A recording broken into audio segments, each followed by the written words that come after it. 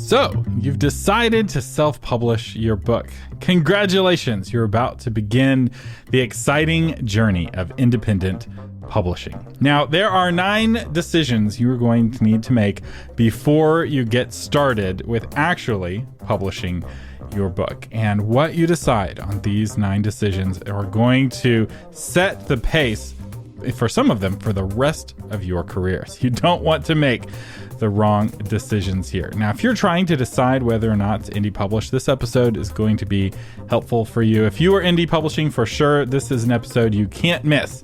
And if you are traditionally publishing, you can listen if you want. I'm Thomas Umstattd, CEO of Author Media, and this is Novel Marketing, the longest-running book marketing podcast in the world. This is the show for writers who want to build their platform, sell more books, and make a difference with writing worth talking about. And I want to get 2 perspectives on these decisions. And so I've brought Shatona Havig on the show. She's an indie author with over 80 books and is the host of the Because Fiction podcast. She knows the indie publishing process inside and out, and she'll let us know which pitfalls to avoid. Shatona Havig, welcome to the Novel Marketing Podcast. Well, thanks, Thomas. Thanks for having me. It's always fun to get to talk to you. So this is going to be fun. Yeah, I'm excited. Not that I have an opinion or anything. And these are decisions that a lot of people wish they had been informed about, or often they end up Googling at the last minute. And sometimes you can get to the right answer that way, but sometimes you get to the wrong answer that way. So let's start. I made all those mistakes. All those mistakes. I did them all. I volunteered as tribute, and they don't need to do it now. So let's talk about the first one, which is book size. Now, this is one of those things you don't often think about, but books, especially paperbacks, come in commonly 2 different formats: 6 inches by 9 inches and 5.5 by 8.5. And you may be like, well, what does it really matter? It's like, well, it does matter. The ideal length for a book is between 200 and 250 pages. And if you're too short, people don't feel like they got their money's worth. And if you're too long, you can end up losing money on your book because the costs go up faster than people expect to pay more. So people expect to pay more for a longer book. But when you're printing your book on demand, which is what you'll be doing as an indie author, the cost goes up faster than the price. So a 450-page book is twice the cost of a 200-page book, and yet you can't sell it for twice the price. And so one of the things I would recommend is that when you're picking the format, the bigger format is fewer pages and the smaller format is more pages. And you can decide which one gets you closer to that sweet spot of 200 pages, which is where you tend to make the most money and have the happiest readers who, quote, can't put down your book, unquote, because they can read it in 1 or 2 sittings. Now, there's a big warning here, and that is if you're writing a series, people are expecting you to keep the same size book for the rest of the series. And if you make this mistake, if your first book is 8.5 by 5.5 and your next book is 6 by 9, you're going to get angry, unhappy readers, or they won't show your book off on the shelf. Both of those are bad. Right. Wait, there's something you have to, I got to throw it in here, but there's something else you have to consider in this process, and that is, what is the most important size to your reader? Because I actually have quite a few readers that don't like the 6 by 9, although that's what I started with because that's what I started with. I just went with it because I didn't know any better, yeah.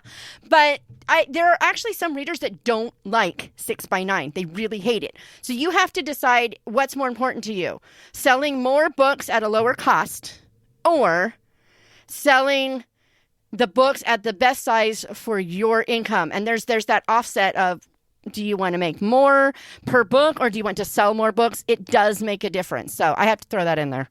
Yeah, I'm not sure how many readers care that much. The ones that care will tell you, and maybe when you get enough readers, you'll find readers who care about every little thing. What I would say is, are you the kind of person who tends to write long, or are you the kind of person who tends to write short? I tend to write short.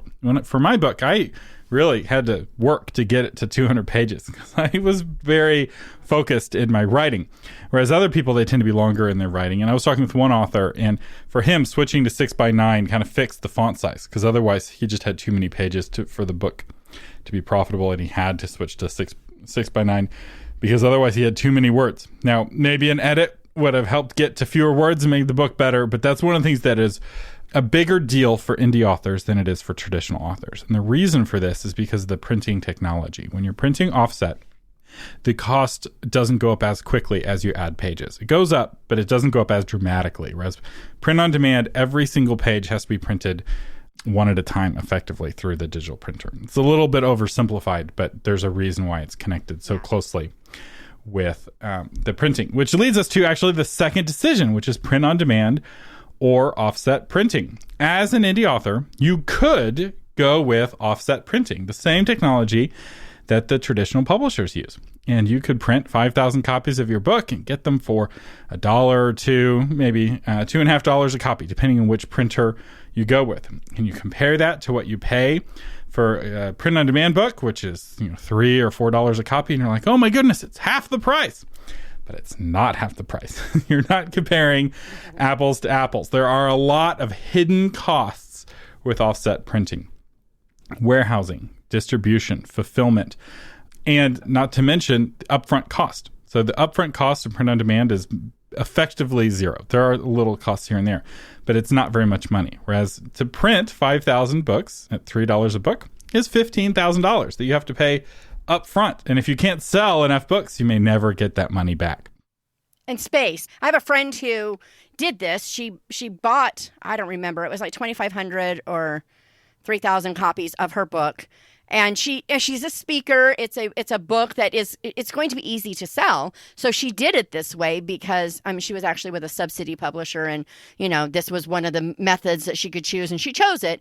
But you don't realize how many boxes of books 2,500, 3,000 copies of a book is. And it was a 6x9. It was a tome, and it's a great book. I highly recommend it. But you've got to have a place to put all these. So you've got to pay for warehousing or you've got to have a really big garage. I'm just saying.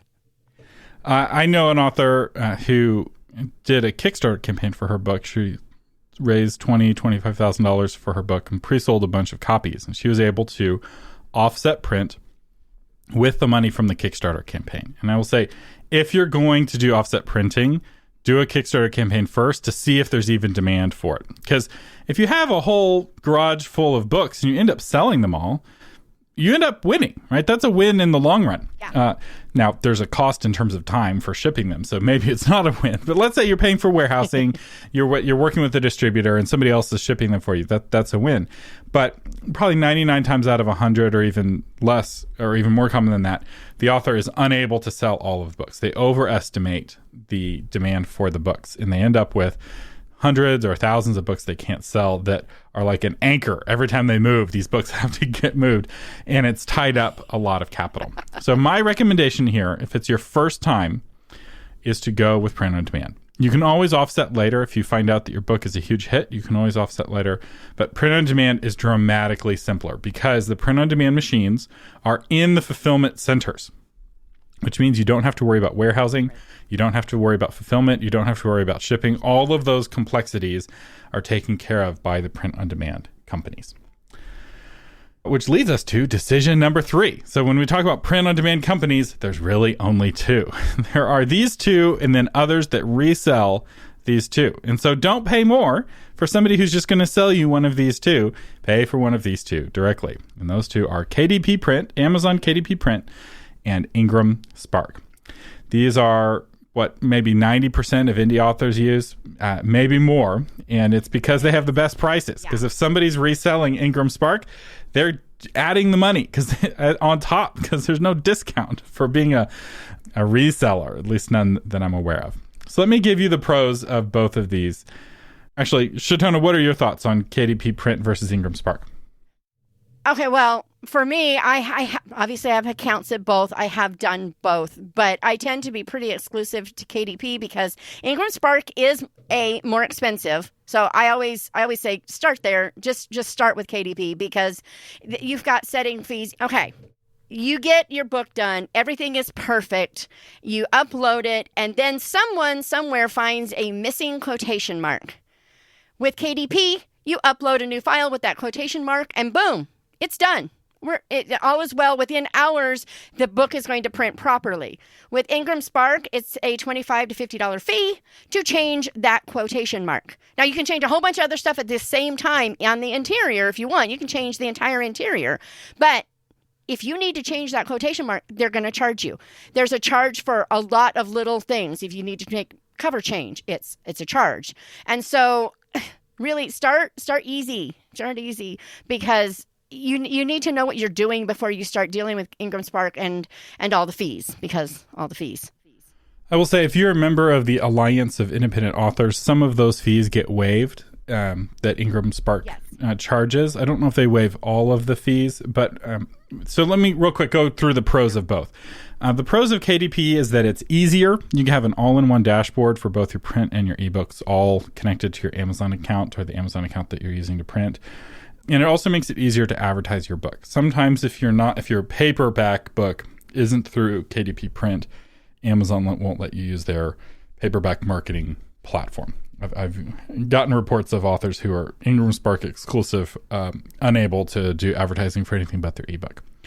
The pros of Ingram Spark, though, are that there's a lot of indie bookstores that hate Amazon with such a burning passion that they will not stock any book published by Amazon under any circumstances, or even printed by Amazon or shipped from an Amazon warehouse. They will do nothing with Amazon because from an indie bookstore's perspective, Amazon is the Borg, and they are the humans trying to resist assimilation.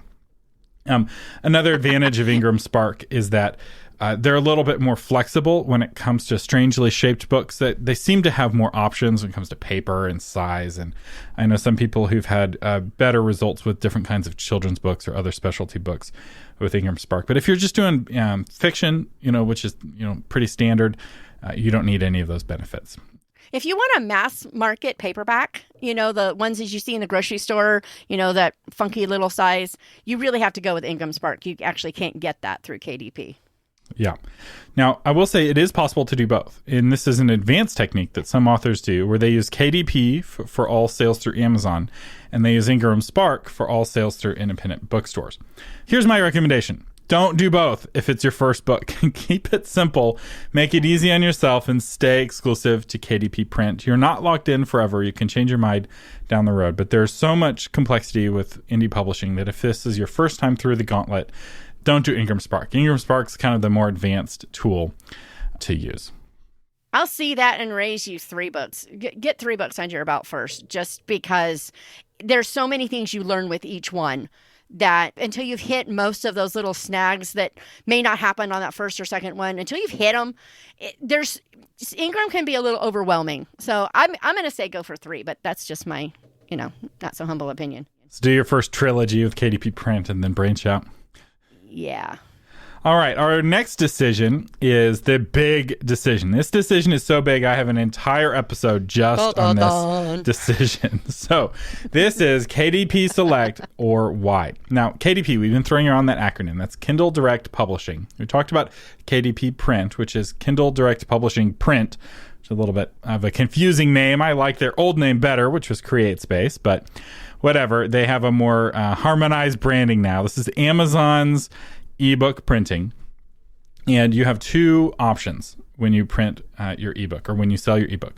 And that is to be exclusive to Amazon, where you get a 70% royalty, or to be non-exclusive to Amazon, where Amazon gives you a 35% royalty. Actually, that's slightly incorrect. The 35% comes in if your book is priced under $2.99. If your book is priced $2.99 or up, it doesn't matter if you're white or not. You can get that 70%. Are you sure about that?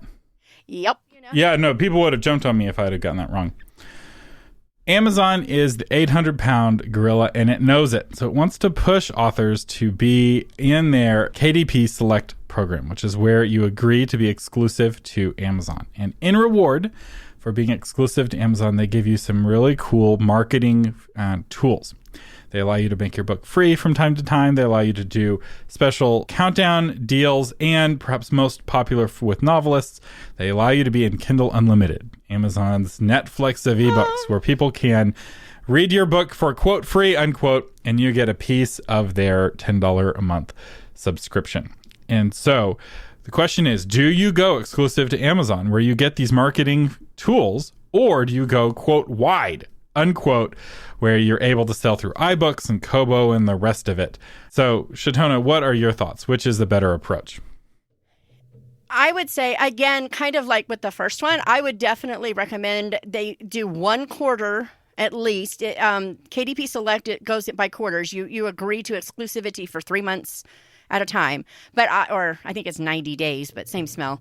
But I would do that just so you see what it has, and because it's easy, but also because it's a great way to get discovered in that Kindle Unlimited program. It's how a lot of people have found me. They have Kindle Unlimited, they go look for Christian fiction, and boom, there is this woman with all these books. Maybe I should try one. And it doesn't cost them anything extra to try them. It's not free, but we say, quote, free because it's not an extra cost that they have to do. And so they get a chance to kind of discover new readers. And I got to throw something in here because I can't tell you how many people think that authors do not get paid for the books that people read in Kindle Unlimited. So many people want to sign up for it, but they think it's terrible that Amazon doesn't pay authors for Kindle Unlimited reads. And that is so not true. I actually have an entire video about it on YouTube because these poor people are trying to be thoughtful to authors, and it's actually not a thing. We get paid. We get paid for every single page you read, so read all the pages. But Oh, and what's different is that you're paid per page read. So if somebody checks out your book from the lending library, puts it on their Kindle, and then returns it, you get no money. Whereas if they buy your book and then don't read it, you get paid for the whole book. And so KDP Select tends to reward authors who write books that people finish, whereas selling standalone books are better for people who write books that are not finished. And if you're wanting to learn more about these strategies, I have 2 episodes from kind of champions of both approaches. One is episode 140 with Joanna Penn, how to develop multiple streams of money for your writing career. Joanna Penn is a big advocate of going wide, not just in terms of different platforms, but also in terms of different countries. And she has, I think, over 100 different sources of money, which makes her cancel-proof. There's, even if you were to cancel 50 income streams for Joanna Penn, she'd still have 50 more you haven't touched. The other side is the KDP Select brings you more money overall argument, and that's presented by Lacey Williams in an episode, What Indie Authors Need to Know About Kindle Unlimited with Lacey Williams. So that's episode 230. I encourage you to listen to both of those. But bottom line, my recommendation is, if it's your first book, go with KDP Select. Stay exclusive to Amazon. You're going to need those marketing tools. You can go wide later, but make things easy on yourself, because signing up for all of the other bookstores is a hassle, and it may not, in fact, it's unlikely to bring you enough sales to justify that hassle.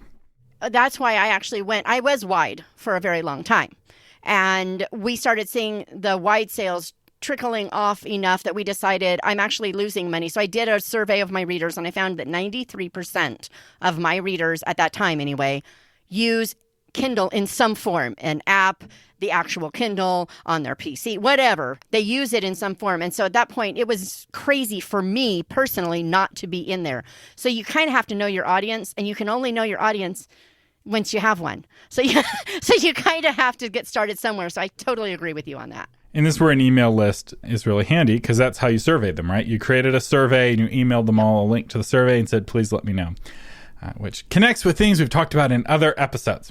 So that leads us to decision number 5, to audiobook or not to audiobook. If you listen to this show much, you know I am a big fan of audiobooks. In 2021, one of the ways your book may look self-published to somebody who otherwise wouldn't know whether you're self-published or traditionally published is the presence of an audiobook.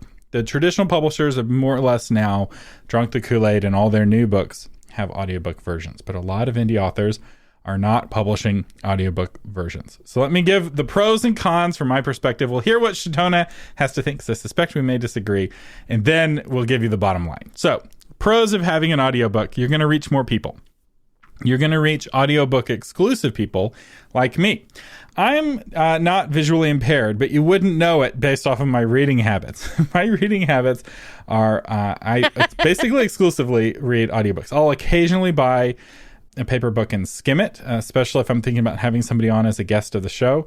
But in general, audiobook exclusive, with the exception of children's books. I read a lot of children's books. You also tend to reach more influential people, or you're able to reach more influential people. There's a lot of CEOs and other influencers that only listen to audiobooks. They don't read. There's also, it depends on your audience. So audiobook listeners tend to be more men than women.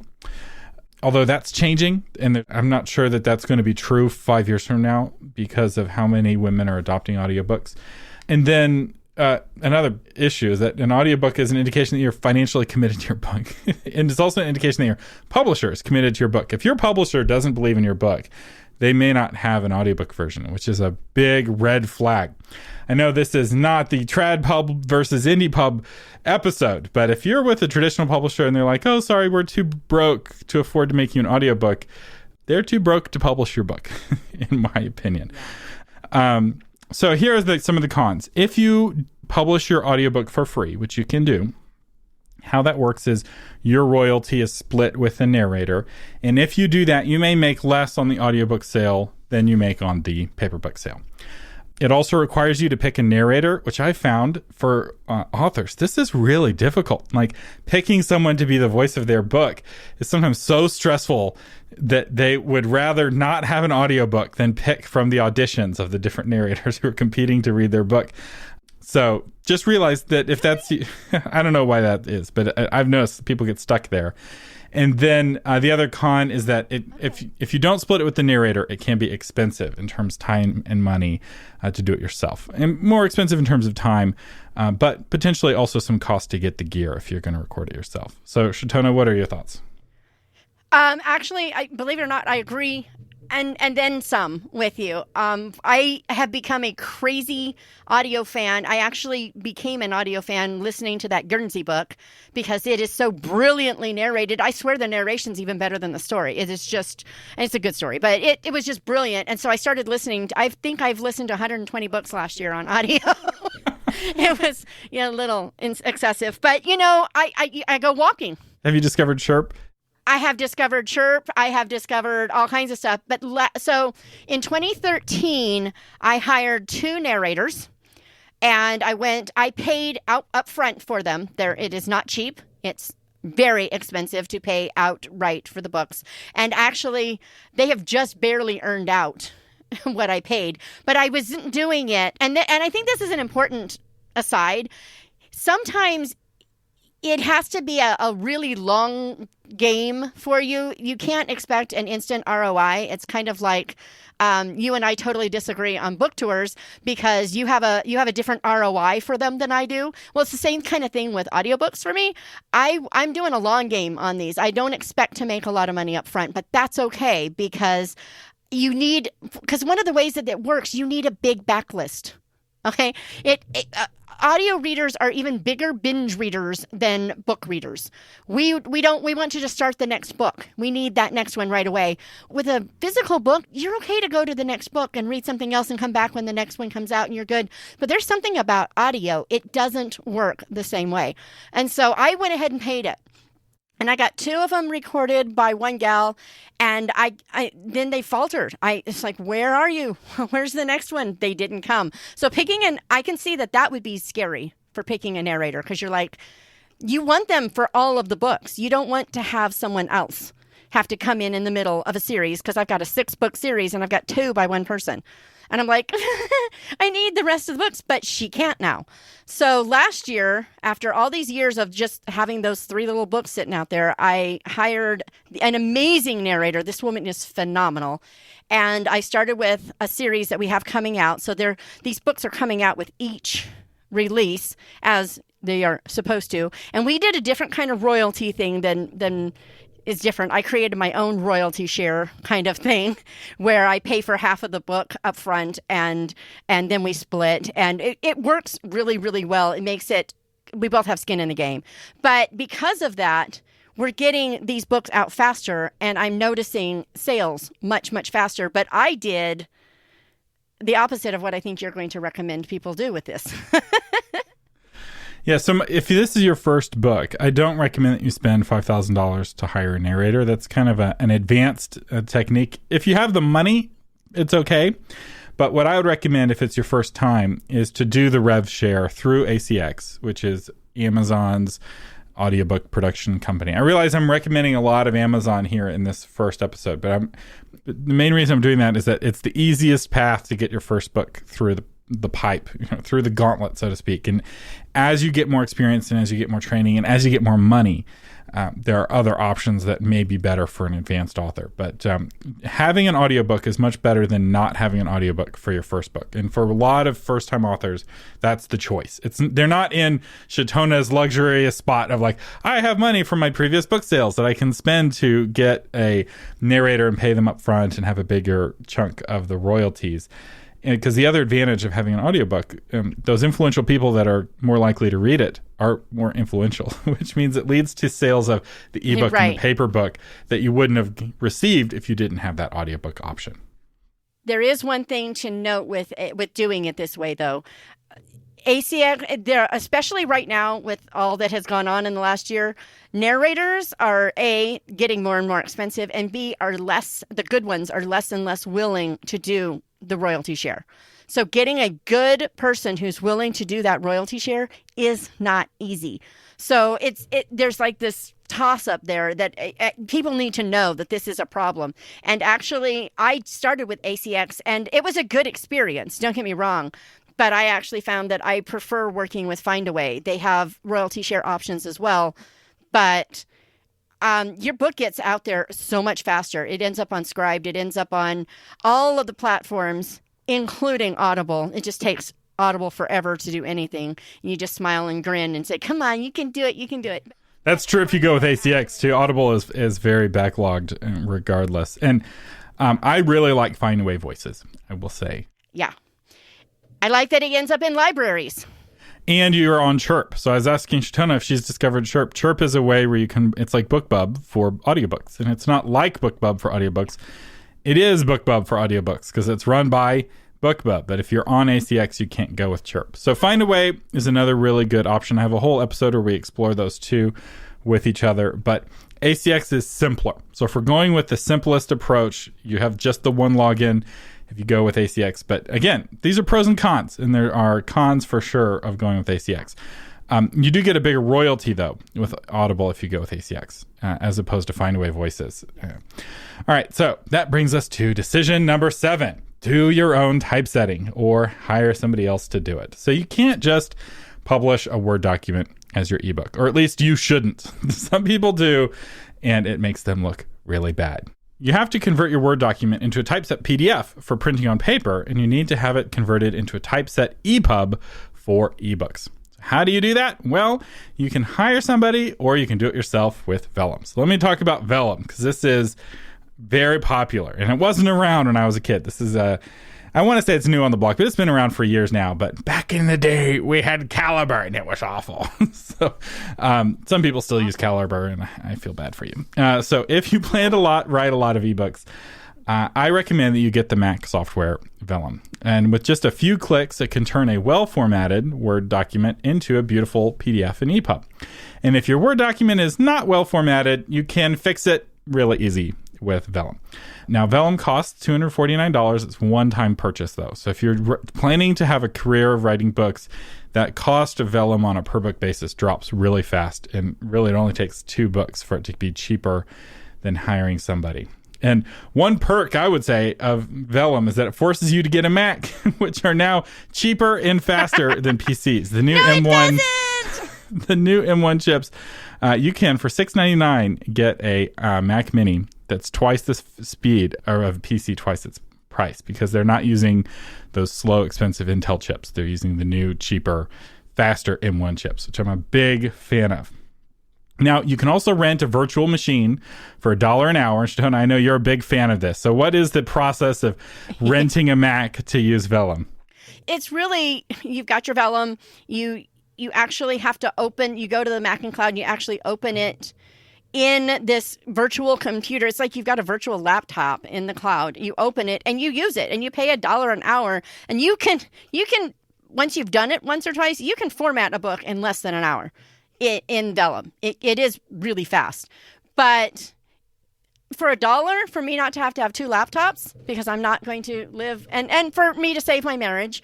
My husband is very anti-Apple. So, I'm just like, it's not worth it to me. But it is actually really as easy as it sounds. You can do this, it's like you're using, like someone's got a screen share on their computer, but you take over. It's kind of like that. I don't know how else to explain it. But even still, I strongly recommend that people learn how to format their book properly in Word even before they get to that stage. Because if you can learn to type without doing all the wrong things, it saves so much hassle. So I'm a big proponent of that. Get the Smashwords guide and just follow it. I'm just saying.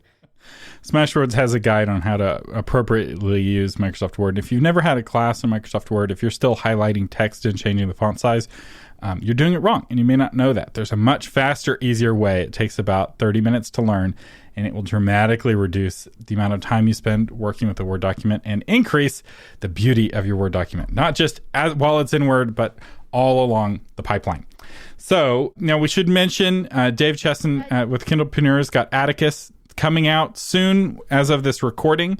Those of you listening in the future, Atticus will be out. Atticus right now is vaporware because it's supposed to be out already, and it's not. But it promises to do what Vellum does, but for the PC. And it also promises to do what Scrivener does, but for the PC, but also for the Mac. So it's both of those combined. It looks like it's going to be a really cool piece of software. People are very excited about it. But as of right now, they're excited on the sales pitch. They haven't actually tried it. So once Atticus comes out, I'll probably get Dave Chesson on the show and I'll interrogate him. But until then, just have it as an option and keep it in your view. Yeah, I'm unwilling to put everything on hold for a maybe. I got stuff to do. So if you have stuff to do, it might just be worth it to do Mac and Cloud if you're a PC diehard like some of us. I'm just throwing that out there. It allows you to have a Mac basically in a browser window. So the second option is to hire somebody else to do it. And this is one of those things where you get the benefit of Vellum even if you're not using Vellum. It used to be when you hired somebody to typeset your book, you had to get somebody who knew how to use InDesign. And they would create this big, expensive InDesign file.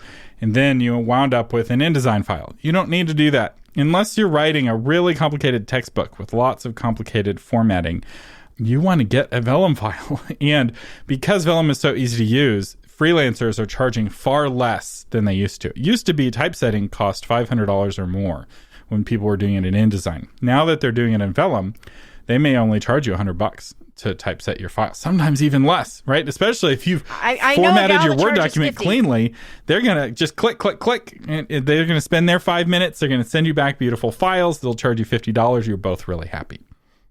Yep, I got a gal that does it, and she's amazing, and that's why. So now, warning, make sure you get the Vellum file from your freelancer. When you're hiring a freelancer to do it, make sure that you get the source file and not just the PDF or the EPUB. So an example of this, I was talking with an author just the day before yesterday, and they were talking about how a friend of theirs wrote a book with a typo, just one typo, but it turned a word into a bad word. And the word, as a bad word in the sentence, turned the sentence into a dirty joke, which otherwise would not be a problem. But this was a Christian book with a dirty joke.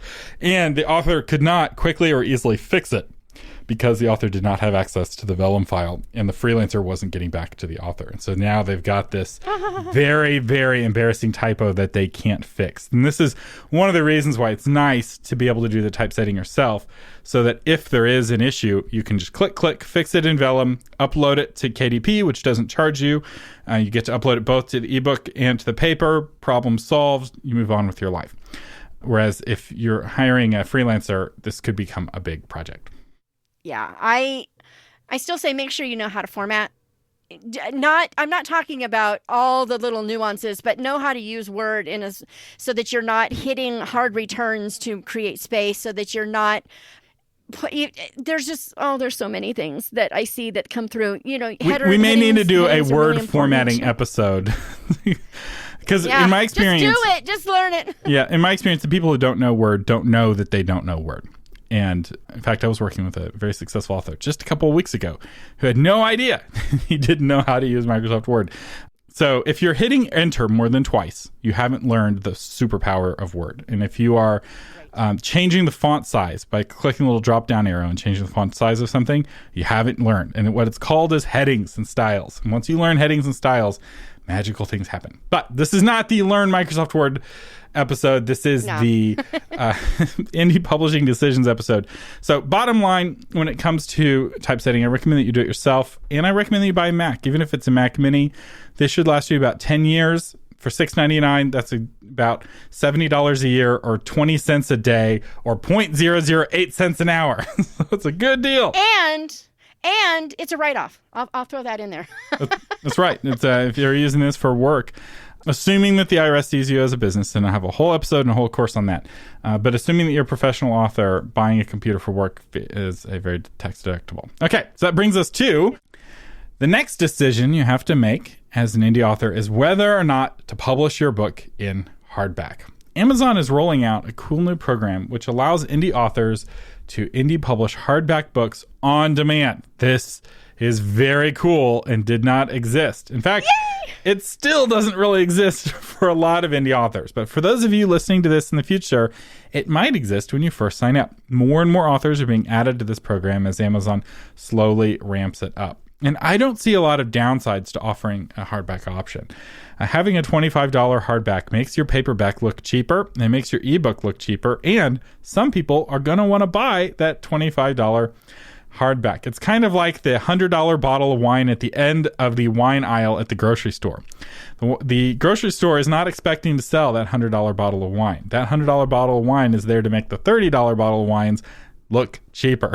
So the same thing happens to you. Now, the other option is to offset print hardbacks. And I don't recommend this, again, unless you're doing a Kickstarter and you're doing a limited edition, in which case it can be incredible. You know, if you're selling those limited editions for $100 a copy and they're signed and numbered, or maybe $500 a copy if you're Brandon Sanderson, you can make a lot of money doing that. But in general, I don't recommend offset, especially for your first book. But I don't see any downsides to offering hardback as an option. Shadona, what are your thoughts? Oh, I agree. But if you think about it, Amanda Taro last year she had a big release. She went through the book launch blueprint, followed all the advice, and I'm pretty sure she did hers as offset and ordered X number of hardbacks. And it's not a big book. I'm going to say it's under 200 pages, this hardback. But I mean, we bought it because we were so excited about her and her story and her book. And I knew nothing about her. I'd never read a book by her before, but I bought it because I was excited and it was a beautiful book and it's a thing. So there are times to do it if you're kicking off something big and have that limited run, even if you don't do a Kickstarter. She sold her books. I don't think she has any left. I think she bought like 50. I mean, she didn't buy that many. But we all jumped on the wagon because this is fun and this is exciting, and you're going to have those super fans who want. I mean, if it comes in hardback, I want hardback. It's a thing. So I'm going to buy hardback if it's available, and if I like the book at all. But hers, I got into the excitement. I got caught up in the moment, and I bought the book before I'd ever read a word that she'd ever written. So you can do that even without it. I just wouldn't recommend doing it with every book. Or, be really careful, make it really limited. So the fact that there's only 50 copies and they're signed and numbered, so this is copy 3 of 50, makes it really special, and it allows it to demand that higher price. And if she becomes a famous author, those will be incredible investments to have a signed and numbered copy of the book. So the next decision you need to make as an indie author is to offer a pre-order or not to offer a pre-order. And this is one of those decisions where there are schools of thought, and I'm not going to say warring camps, but occasionally people throw shade at the other side of the camp. And so I have a whole episode again on this specific question. It's episode 149, How to Set Up Pre-Orders for Your Indie Book, where we talk about the pros and cons of this strategy. But here's a quick summary. The more pre-orders you get, the more Amazon's algorithm will like your book. And the more of copies of your book Amazon will keep on the shelves, so to speak. Now, you're print on demand, so it's not really on the shelf, but it does affect how quickly they can fulfill the book when people order it. And so having the algorithm likes you, that's a good thing, right? So why not have all your books on a pre-order? Well, Amazon doesn't count your book sales against its bestseller list on the day your book comes out. It counts all those pre-orders the day the sale is made to the person pre-ordering the book. So if you have 365 people, each buying your book one day a year, doing a 1 year pre-order, your book will show as having one sale a day in terms of the bestseller list. Whereas if you can get all of those people to buy your book on day one, you're going to be much higher on the list because you'll have 365 sales all in one day. So some people, they really are going with an algorithm strategy, whereas other people really want that bestseller badge. And there are pros and cons of both strategies. So Shantona, I'm curious what you do for your books. Yeah, I actually do both. There are books that people have had to wait longer for. And when they've had to wait longer for that book, a lot of times I will do a pre-order because it does get it stirred up and people get really, really excited and they're like ready to, they'll spread the word even more if there is a pre-order. I tend not to do more than 6 weeks.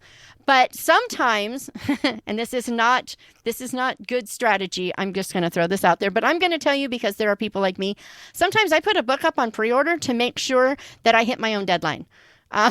Because if you don't meet the pre-order deadline, you go into Amazon jail. So for a year. I want to, okay.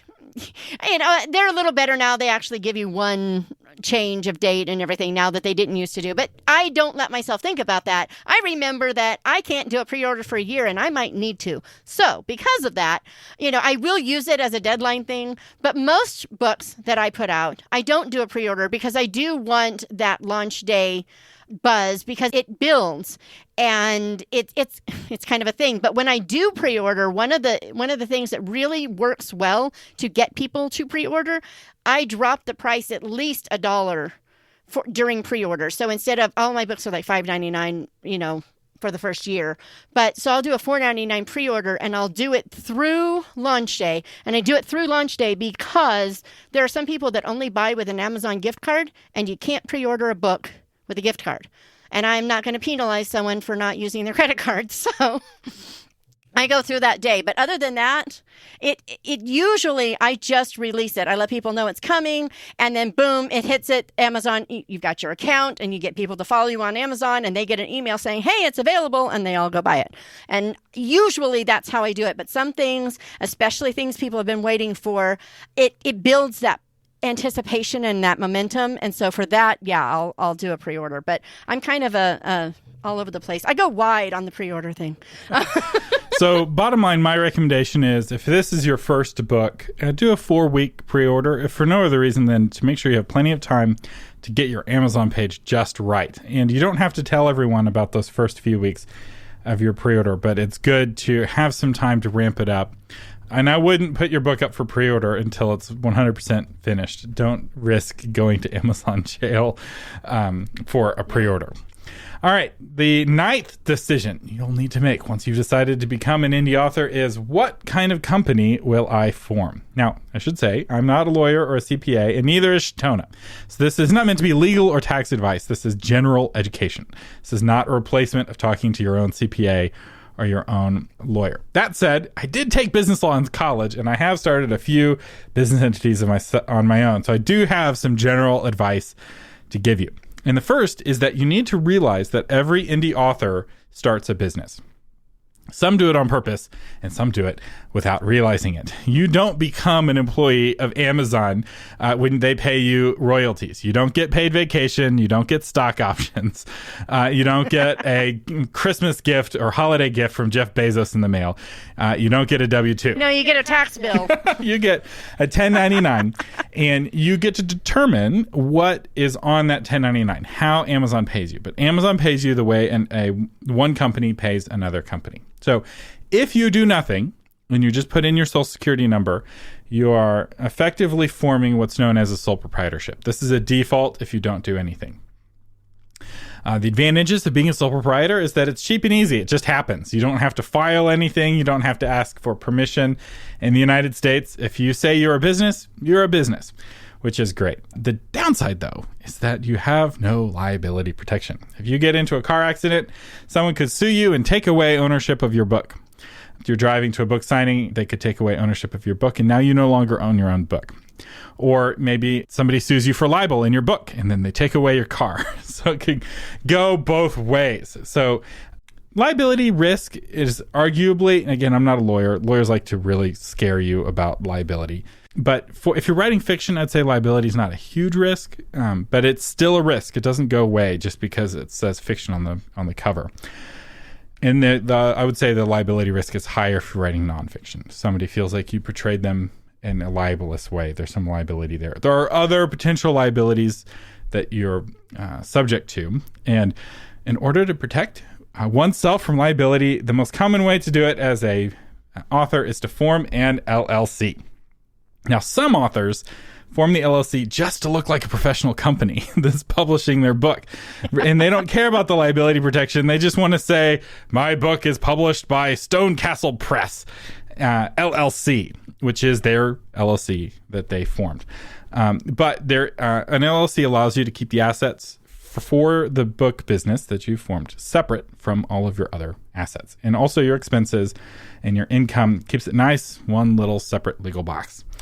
And if you have, say, over 80 books like Shatona has, that's over 80 copyrights. And so, Shatona, I don't know if you've been thinking about your estate, but when you die, your copyrights will last for another 75 years. The clock doesn't start ticking until you die, which means you have descendants who are not yet born who may be managing the intellectual property of your books. And if you put that intellectual property into a company, it potentially can make it easier to pass it along to people who will steward it well. Can I throw something in here, Thomas? If you have the LLC, there's also the advantage of being able to have an Amazon account separate from your personal purchasing account. And I wish I had known this when I started. I tell everybody, find out how to do this because I didn't do it, so I don't know how. But find out how to get that Amazon account that isn't linked. All of my books are on the same Amazon account that all of my purchases are on. And it's horrible. And I don't know that I'm ever going to be able to separate them. So just saying, if you're just starting, start right and do what you got to do to get those things separated. So I do recommend doing that. You don't have to have to form a separate business. All you have to do is create a new Amazon account, and all that needs is a separate email address. So you just I thought you weren't allowed to have two. Yeah, you can have two. And one is for your business, one is for your individual. So I don't think Amazon's going to give you a hard time, even if your business is your sole proprietorship. I don't, because it's not like you're giving Amazon your social security number, so how would they know? How would they know? Yeah, but if you did it wrong, like me, it's a nightmare. I'm just saying. I keep trying to talk to them, and they keep, they don't understand what I'm saying because they're all in another country, and yeah. But, and we'll get to that in a second. There's also potentially some tax advantages to having an LLC. This gets really complicated really quickly because everyone's taxing situation is different. But an LLC can be taxed like a sole proprietorship. It can also be taxed like an S Corp or a C Corp. You kind of get to pick how you want to be taxed. You get to pick which chapter of the tax code you want to apply to your business. And that's really nice. And if you want to learn more about taxing and its implications for authors, I have a whole course on it, the Tax and Business Guide for Authors, that I made along with Tom Umstattd, CPA. While I am not a CPA, Tom Umstattd, CPA, is a CPA. And he's been working with authors for over 35 years. Going on 40 years, actually. Pretty close to 40 years. He's been doing it for a long time. The third option is to create a general partnership. And my business law professor told us a whole day's worth of horror stories about how terrible general partnerships are. And you're like, well, I'm not going to do that. Well, you might by accident. If you're co-authoring your book and you haven't had a contract that defines your relationship, somebody in a lawsuit could claim that you're general partners, and suddenly you're general partners and you have what's called joint and several liability, where your co-author or your editor, whoever else they're claiming is your partner, gets into a car accident and that you were not a part of, and they go after your book and they get ownership of your book because your general partner was in an accident. Yes, it can happen. So my business law professor made us swear never to form a general partnership on purpose and to be careful not to form them by mistake. And this is another advantage to having an LLC, is that I would say you're less likely to accidentally form a general partnership if you have an LLC. So my recommendation is, if you're planning to write more than one book, form an LLC. It only costs $79, $99 on LegalZoom.com, and it's worth doing. Shatona, what are your thoughts? I absolutely 100% agree. I'm one of those people that became an accidental author. I did it all wrong. I can tell you every single thing not to do, and it would take all day, so I won't. But the number one thing, if I could go back and change 3 things, it would be that A, I did the LLC first, B, I had a separate Amazon account, and C, I went to professionals who know indie, which wasn't as easy back then. We're talking 2009 here, but professionals who know indie author stuff. So like formatting and editing and all the things that I made all the mistakes on, I wouldn't. So those would be the 3. But LLC and separating those Amazon accounts would be the top 2. So there you go. Learn from Shatona's pain and don't suffer it yourself. The final decision you need to make as an indie author is, do you register your copyright? Now, again, I'm not a lawyer, but here's my understanding of how copyright law works. By law, if you create it, you own the copyright. If you jot down a poem on the back of a napkin, you own the copyright to that poem.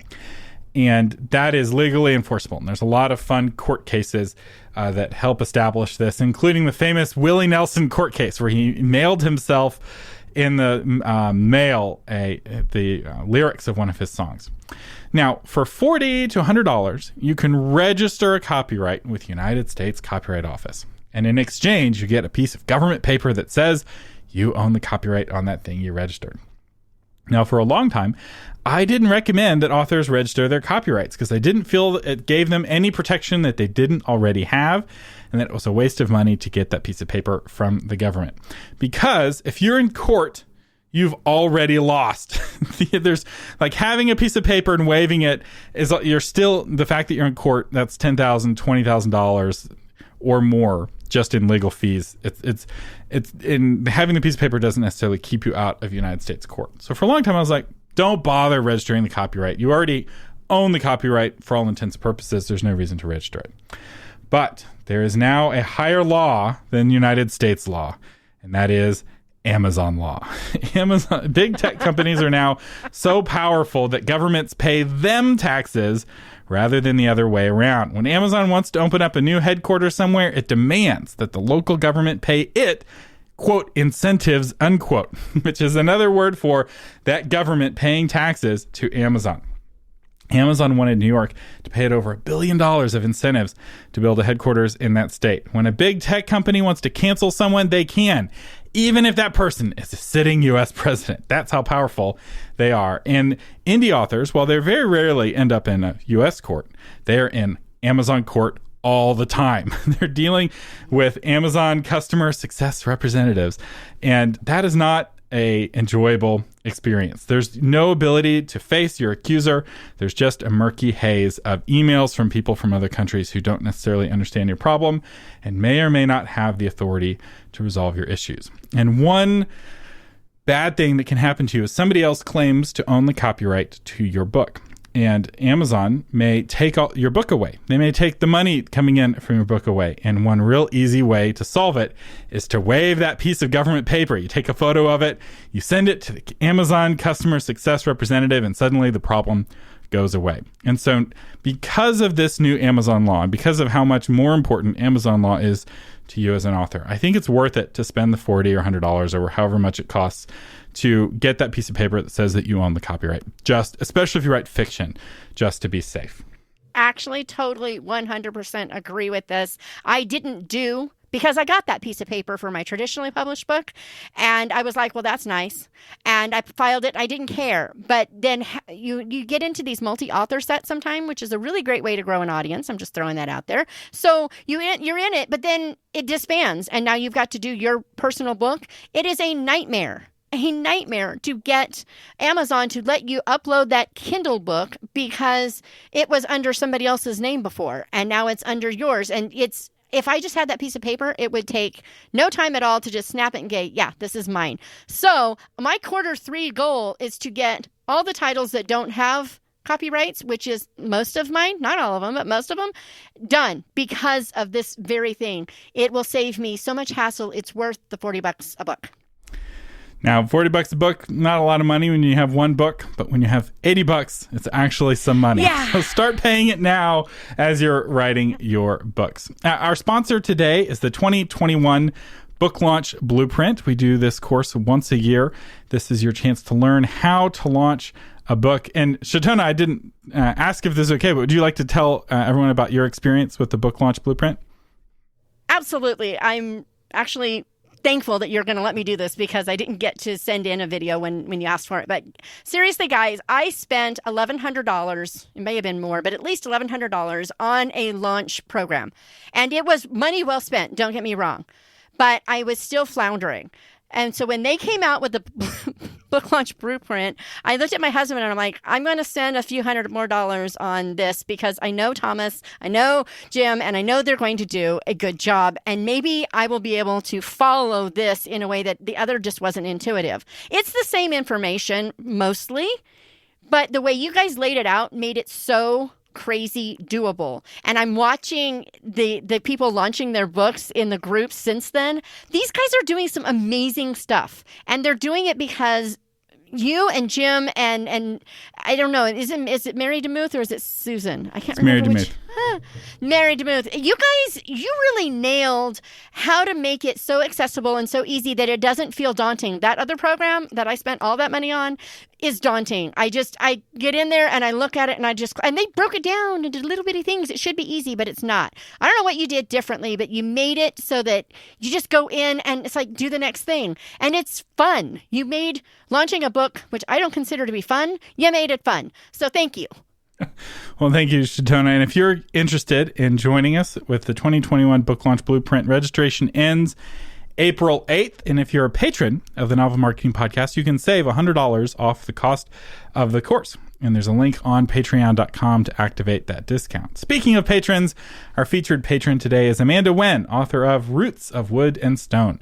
Garrett Anderson just wanted to clean out his grandmother's historic farmhouse before selling it, but his carefully ordered plans runs up against two formidable obstacles. Sloan, who's fallen in love with the house, and his own heart, which is irresistibly drawn to Sloan. So Amanda Wen, thank you so much for being a patron of the Novel Marketing Podcast. Thank you for helping keep the show on the air. And thank you to all of you who are listening. You have been listening to Shatona Havig and Thomas Umstattd Jr. on the Novel Marketing Podcast. This episode's audio was edited by William Umstattd. The blog post is by Shauna Letelier. And to find the blog version of this episode, including links to anything we talked about, you can find that at authormedia.com/277 for episode 277. Thank you for listening, and live long and prosper.